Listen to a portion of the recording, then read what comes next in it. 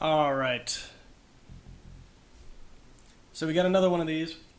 This one's a little different. What do we do? A 3v3? So I'm gonna try to make a couple adjustments. It's funny, the game started before I was ready. And now I'm flustered. So, even though my commentary is a bit behind, I will try to explain what I'm doing because my buddy suggested that I do a little bit more of that, and I think that's a good idea because I think it'll give you a little bit more to kind of grab onto while you're sitting here watching me play rather than just watching me silently play. So, what I started off with this time was I went for 3 houses. I don't know why I did that. I mean, I know why, theoretically why I did that, but usually I just build 1. In this case, I built 3 just because I wasn't really paying attention, but that will probably work out in my favor because it will keep me from getting population blocked. So what I'm going to do with these villagers right here is have them go to these turkeys, because if I remember correctly, livestock harvesting is faster than berries. Berries are faster than farms, but hunting is the fastest of them all. So, plus, if an enemy comes into my camp, or a friendly for that matter, I hope that a friendly wouldn't do that, but if they walk close to my livestock, they can steal them. So, that, if you kill them early and harvest them early, that prevents that. So, we're doing a little split between berries and livestock right now, just for the moment. And so I like to move them away from the guys who are harvesting, just because that way they don't have to walk around them to get it back to the town center. However, my one concern is with the 3 houses in the mill, I just burned all my wood here. So I'm going to task a few guys on wood earlier than I normally would. Okay, they're telling me that... Oh, okay. So this guy's pinging 2 locations on the map where, right here apparently, they have 2 walls. So that's going to be interesting in terms of how fast this game goes, because basically now they have an early report when we come through. So that's unfortunate. Let's see. I'm going to go get some eyes on that with my scout, just because I can. So we're going to put 2 waypoints there, and we're going to put 2 waypoints right here, and then another one back here. So he will run out, scout those, and come back to my base if he lives, which I'm assuming he will. They shouldn't have anything that should be able to take him out at this point. I have 4 shots of espresso in a cup sitting right next to me, over ice, and that should create a good bit of motor mouth for this commentary. So the cool things about harvesting livestock and berries is you don't have to invest any wood in it. And I don't usually, I usually try to stay away from farms in the first age if possible, only because you don't have any farming tech at that point. So your farms, you don't get as much food per farm until you get those upgrades. So I usually like to wait till the second age to do that. Let's see. So I think what I'm going to do is I'm going to grab these, and then go down here, kill these boars, and then I think I saw some, yeah, I got a couple deer up here. That's a little far to go for deer, so if I'm really dragging for food, I might just bite the bullet and go for farms. But interesting thing, they did random civilizations. The matchmaker said that we had to do random civilizations. So I'm playing the Spanish, who I don't usually play. That should be an interesting one, I think. And now this is where I start to confuse Age of Empires 2 and 3. I think that the Spanish have gunpowder units in this game, and I think they do in Age of Empires 3 too, but or 3 as well. But yeah, hand cannoneers I think are a thing in this. But see, I'm talking too much and not remembering to push my buttons. So my thing is I always try to shoot for 22 to 24 villagers before I age up, because that gives me, and this is just stuff I've read online too, sufficient villagers to continue to collect resources while I go to the castle age, And then the advice, you know, similarly that I've read, is that you want to stay in the castle age for as little time as possible because there's a few reasons. One of them I think is that, okay, so that wall's not too bad. But one of them I think is that the technologies you get in the castle age aren't that great, so you want to... Or no, I'm sorry, shoot, I lost my train of thought. You want to stay in the feudal age for as little time as possible because the upgrades in the feudal age aren't that great. So if you have a sufficient number of villagers by the time you get to the feudal age, which is the second age, then when you get to the feudal age, you'll already have some food and gold built up. You can just jump to the castle age, which is really important because castles are hugely strategically relevant, obviously. So, because they're so strong, and because they can create your specialty units, unlock specialty, tech upgrades, stuff like that. So, long story short, the meta, if you want to go for that, is to go to Castle Age as fast as you can by stacking up enough villagers in the Dark Age or whatever. Yeah. So, if you watched my last game, you'll see I started to fall behind in score partially because I took a little bit longer to get to the Castle Age than the other guy. But I think that was a case of Micro winning the day over Macro because he had an objectively better army than me. It's just he wasn't very good at controlling it. Oh, no, please, I'm sorry. Oh, this is bad. No, please, I'm sorry. Oh, okay, that was fruitless. We need more people for this hunt. That's crazy. I thought for sure they would take him down way easier. That's shitty. Oh well. I guess I'll just make another one.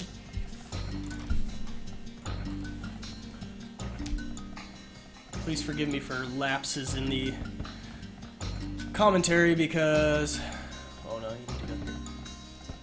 I'm still sitting on the ground at my computer because I haven't bought any furniture for my apartment, so I have to adjust every once in a while so my legs don't fall asleep. Okay, idle villager, sitting there.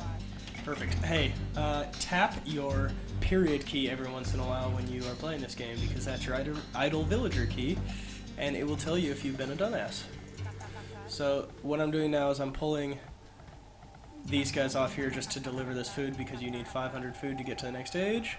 So I don't want to wait for them to actually finish harvesting that boar necessarily, but I'm going to pop up to the feudal age because even though that guy, you'll see Teal popped up to the feudal age already, but I must have a better production going than him or something because he still is a lower score than me. So that's kind of cool. Okay, these guys are idle. So now we're not going to spend any more food right now because we're aging up, so there's no, there's nothing to spend food on. But I'm going to do a little micro on this. Have these guys go here, chase me down, sure. But, you can do something like a hunt while you're going to the feudal age because you don't need that food income, so to be there over time. It doesn't need to be a steady thing. And I'm thinking they'll probably get most, if not all of this feral hog before I go to the next stage. Which would be really cool. See, like I said, I don't want to go to the farms just yet, only because I want them to be more bang for their buck, so I'm going to wait till they finish hunting this dude down.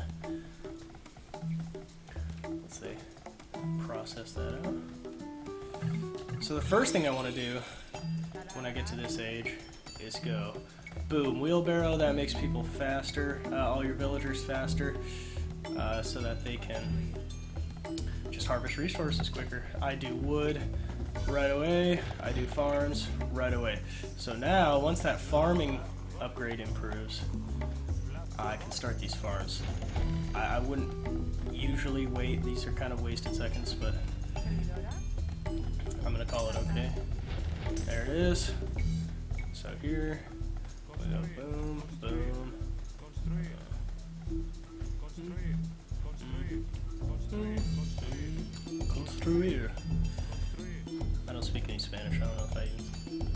if that's what he's saying, but it sounds like what he's saying. So, we go cartography, because this doesn't cost much, but it lets you see what your allies are seeing. Super valuable for getting intelligence on the battlefield, because this guy goes, there's some problem up there in the middle, and in about a minute I will know what his problem is. So I'm gonna go...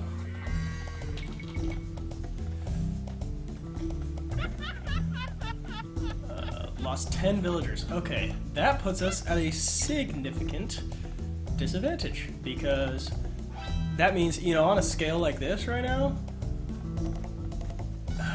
okay, on a scale like this right now, 10 villagers is a lot. So there's my cartography, watch the map, boom, okay.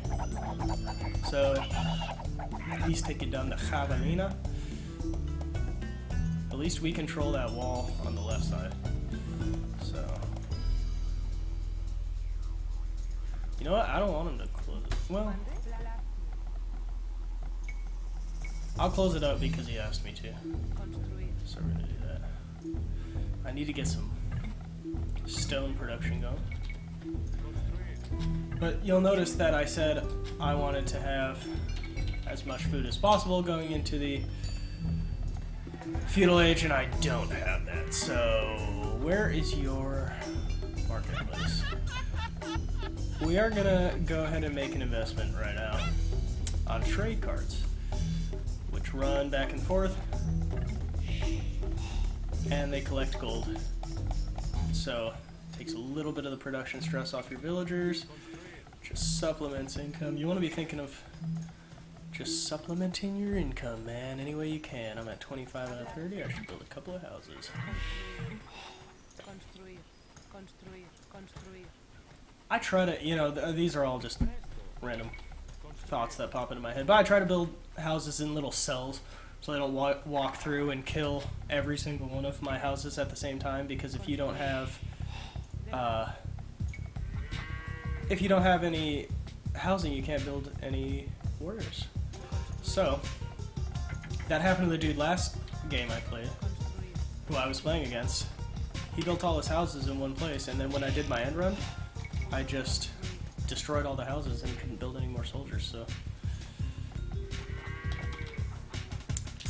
I'm going to continue to build villagers. I don't know if that's the smartest point at this juncture, or if I should just let my food build up, but I'm going to do it anyway.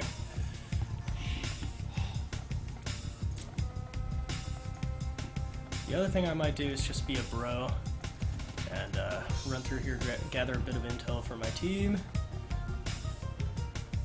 I can afford to lose that scout, I think. So that was cool, because that let me run through and finish that last wall partition.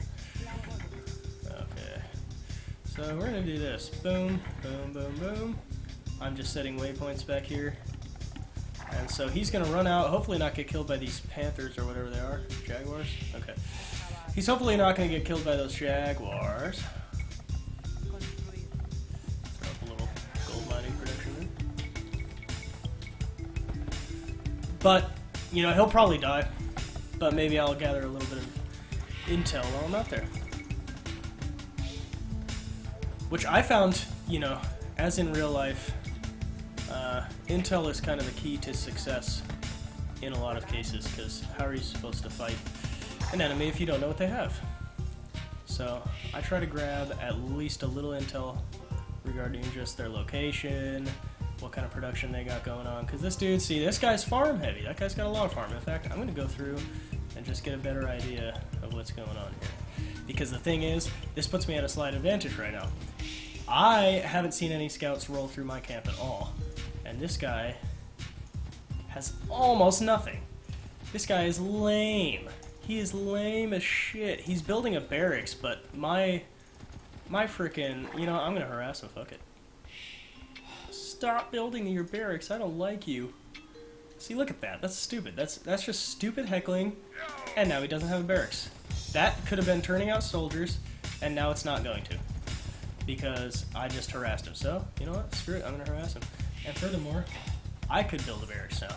I don't really have that much, or that many resources, but this early on in the game, if you can harass those guys and just mess up their production just a little bit, mess up their housing just a little bit, kill 1 or 2 villagers. You know, our guy lost 10, so it's kind of hard because I have to even the score a little bit.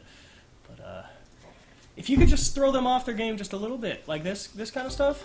See, they're going back to the town center now, so they can't be harvesting food while they're at their town center. So, you know, this guy got left behind, and dead. There, that's 2 villagers done. So, this guy's gonna die too. This is where little microaggressions, listen to that social justice term, this is where little micro attacks come into handy. I'm not gonna go too close, shit, see? Don't wanna wander too close. And you have to think of what this guy is perceiving on his screen at this moment when I'm doing these things. So what he's hearing is he's hearing a whole bunch of you know, like he's hearing attack noises, which is just distracting him, to be frank. I mean, it's obnoxious. And then he's going, oh man, am I losing? Is he just heckling my buildings, or is he actually causing damage to my production? And okay, yeah, they chased me down. What'd they get me with? Oh, I don't know what they got me with. That's unfortunate. Okay, well, I've set a precedent now to where I don't know which one of those it's going to task to. Okay. So I'm going to set these to control group 1, and I'm just going to have these start turning out these guys, and turning out these guys, but mainly turning out these guys. Because the reason I'm mixing them is I'm sure somebody has a little bit of cavalry by this point. So I want to be able to counter that. And then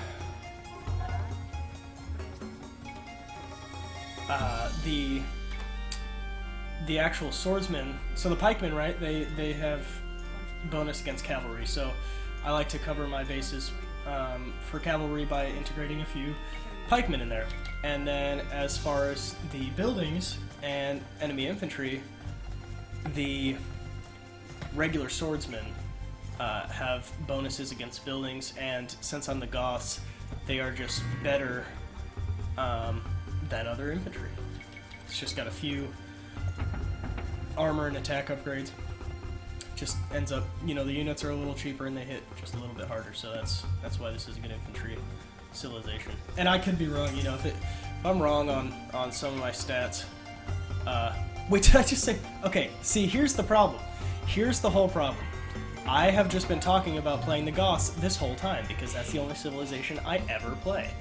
But I'm playing the Spanish right now, so I've got to think like the Spanish think.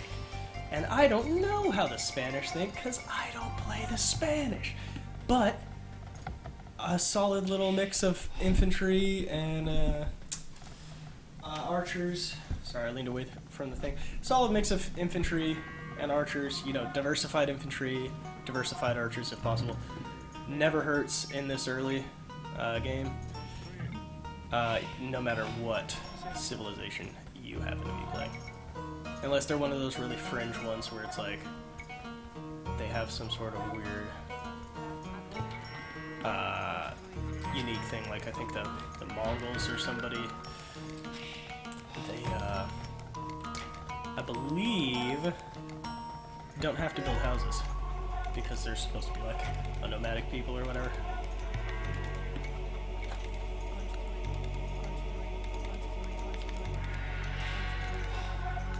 So I see now that I'm riding my production. You'll see my numbers aren't great up here. My food's getting better because I'm expanding my farms a bit, but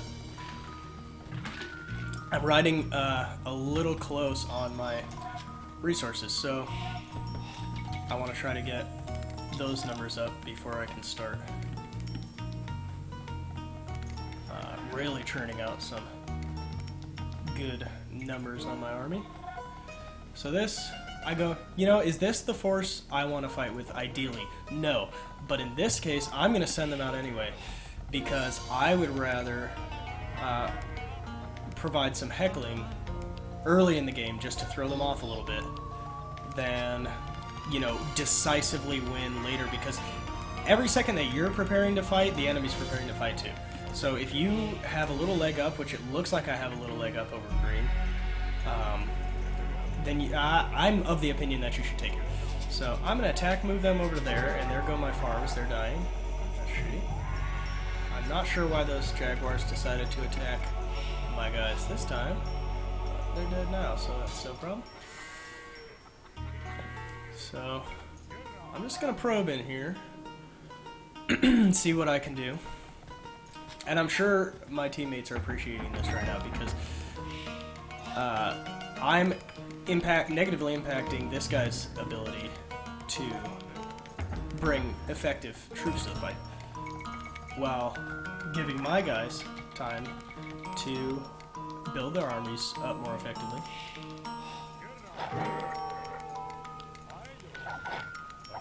Wow, jaguars are annoying. They are super annoying.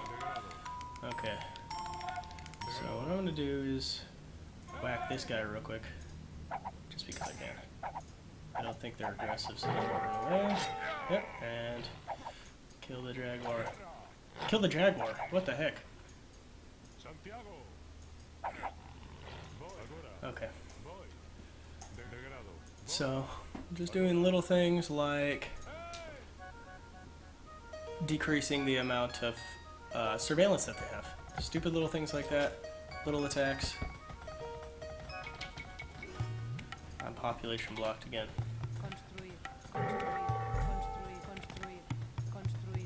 If I get attacked by another wild animal, I'm not even as concerned about the frickin' enemy at this point.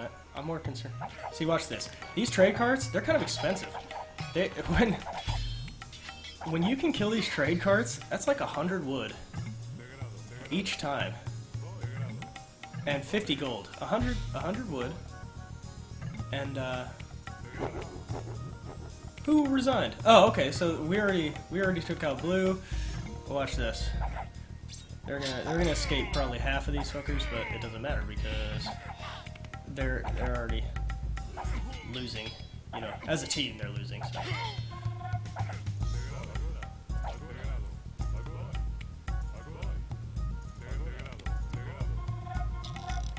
We'll put them in defensive stance. Who just resigned? Green. So see, just a little bit of pressure really does the trick. So now it's 3v1 at this point. This guy's not gonna continue to give us a hard time. I'm gonna go to the castle age just merely because I can. I shouldn't have canceled that villager right there. It wasn't the way you should do that, but I'm just gonna march. I'm gonna upgrade my troops a little more because they're letting me. They're totally just letting me. Yeah, this dude's got the good point. I just totally interrupted their trade routes. I just totally crippled this dude's production. Green never had a chance to grow, and you saw how little it took. Yeah, this guy's discussing some of the firing points than I really know how to talk about, but basically, so red and blue both lost a significant number of villagers right in the beginning, and that obviously hugely negatively impacts your economics, so which is a huge part of this, and yet our teams, Reds, economy score was 700 or something. I can't remember what he said. 700, maybe higher than our enemy, which means that his micromanagement and the way that he just played his game on a click-by-click basis was a little more refined. His decisions were just a little better. When presented with the same situation, he comes out just a little bit ahead. And that's really all it takes to win. There's the victory. So, you can see, with Teal, he had, a little bit of production. His farming was not near mine.